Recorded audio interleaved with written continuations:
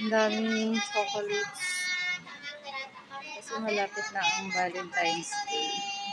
Sa Japan, ang babae ang dapat magbigay ng gift sa lalaki.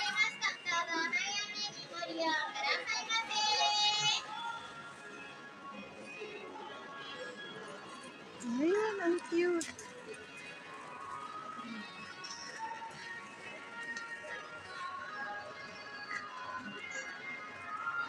Ang galing. Ang daming choices ng chocolates dahil malapit na ang Valentine's Day.